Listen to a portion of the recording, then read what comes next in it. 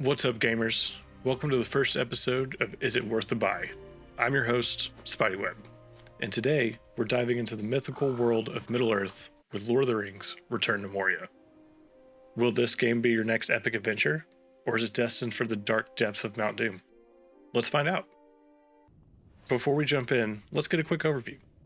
Lord of the Rings: Return to Moria is the latest installment in the Lord of the Rings gaming universe. Developed by Free Range Games, it focuses on a return to the iconic mines of Moria in the Fourth Age, after the events of Return of the King. Players embark on a quest filled with danger, mystery, and of course, plenty of orcs to kill. But does it live up to the hype? Let's break that down. First up, let's talk about the visuals. The game boasts stunning graphics, bringing the dark atmospheric mines of Moria to life, from the intricate details of dwarven architecture to the eerie glow of the flames of the Balrog. The visuals truly capture the essence of Middle-earth, and I personally love the graphic style of this game. It's a refreshing take on dark fantasy, but the sound design? Absolutely phenomenal. The orchestral soundtrack, ambient sounds, and voice acting immerse you in this epic tale. It's like stepping right into the pages of a J.R.R. Tolkien masterpiece. The best part of the soundtrack for me is all the songs that you sing as the character while playing this game. Mining some ore?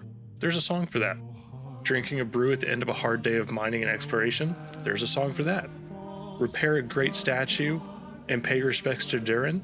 There's a song for that too.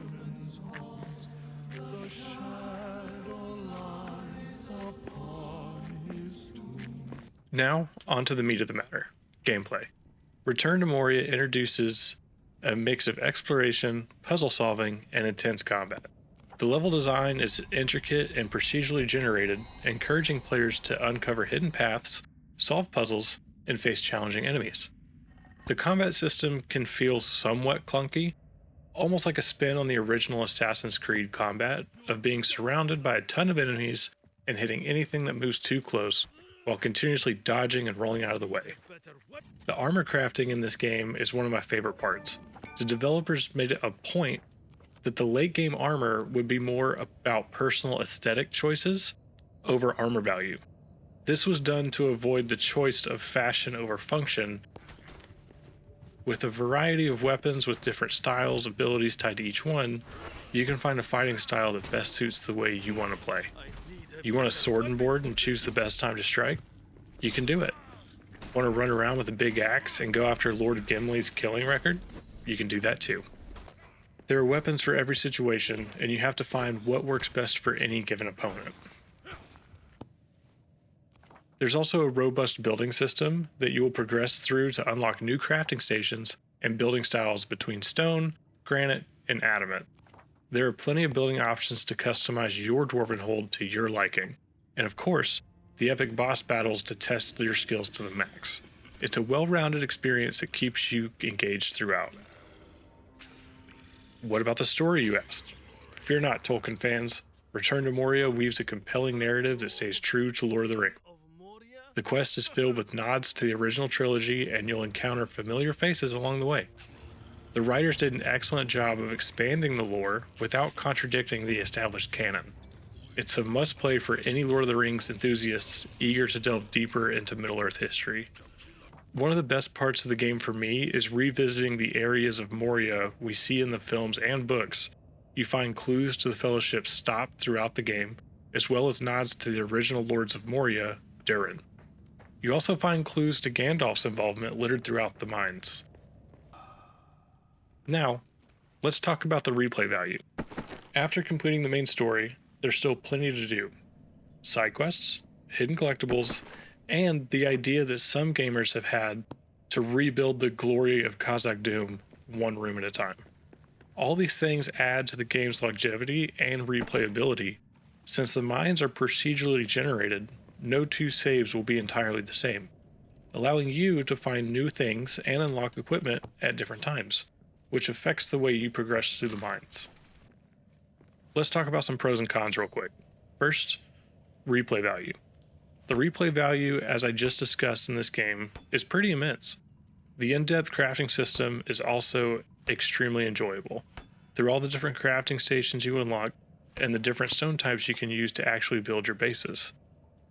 Next, the satisfying horde combat that you'll come across if you're being a little too loud. I find it immensely gratifying to just start chopping through dozens of orcs and goblins that have tried to take my rightful home as a dwarf of Durin's folk. Also, the seemingly endless exploration. If you don't really know what to do, you're stuck, there's always a room to explore. There's a corridor you didn't go down, there's a cave you didn't dive deep enough into, there's always something new to find. And just the Lord of the Rings lore-driven story, the little tidbits here and there that you find, ranger books or tomes, diaries, nods to the Fellowship in their travel through Moria, these things have made this game immensely enjoyable. Now let's talk about some cons. The combat can seem clunky at first. It's not the smoothest combat system out there, but this game was never really billed as having the best combat system. So for me, that's not a huge takeaway. The building mechanic is not as flush as it could be. There's some snapping issues when trying to put walls side by side, so that it can be a little frustrating. But again, with practice, not a huge thing. Some people may see this next thing as a con, some consider it a pro. I put it in the con category just because it can be kind of frustrating. A lot of this game is learn as you go. There's no real tutorial. The first few minutes you learn how to make a pickaxe, a torch, and an axe, and that's about it. You learn a lot of the intricacies of the game on your own as you're playing it, which can lead to you missing things early on that you have to go back to achieve. The chest storage system could be fleshed out a little better. Adding sorting to the chests would be phenomenal, but also a quick add from your inventory would be great. Be able to click a button, pull anything from your inventory into that chest that's already in that chest would help so much. The last con that I have come across is there's no mass pickup button. So when you fight these hordes and the ground is just littered with loot, you have to pick up each individual piece, one thing at a time. Not only is it time consuming, but it's kind of frustrating. Even if it was just a hold the pickup button and run around to pick everything up, I think that would be an easy fix. Now let's take a look at what other people have said and feel about the game. Overall, the community reviews are about 4.5 out of 5. You can find a few one-star heroes out there that will find anything wrong with the game just to point it out. Some comments say this game is half-baked, not what they expected, but for the majority of the comments and reviews, they find the overall game to be a fun game to get lost in for hours. Let's take a quick look at the gamer math on this title. The game is currently $40 on the Epic Games Store. Minimum wage in the United States is $7.25 an hour.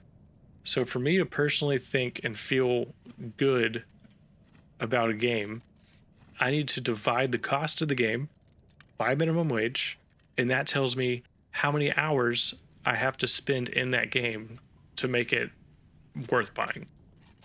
In the case of Mines of Moria, that comes out to about 5.5 hours of gameplay to feel good about the purchase of the title. At the time of this video, I have 70 hours into this game. I'll mention, I haven't even beaten the last boss yet.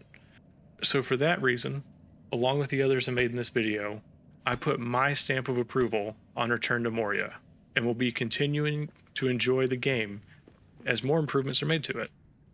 Did I mention the devs do have plans to add to the game and will continue to make quality of life improvements? So this isn't a it was released and we're done kind of game. There is more to come. So for my final verdict, is Lord of the Rings Return to Moria worth the buy? Absolutely. With its captivating visuals, engaging gameplay, faithful storytelling, and high replay value, this game is a treat for fans of the franchise. Whether you're a die-hard Tolkien enthusiast or a casual gamer looking for a captivating adventure, Return to Moria has something for you. That's it for this installment of Is It Worth the Buy? Thank you for joining us on this adventure through Middle-earth. And if you've played Return to Moria, share your thoughts in the comments below. What do you like? What don't you like? And as always, don't forget to like, comment, and subscribe. Until next time, happy gaming.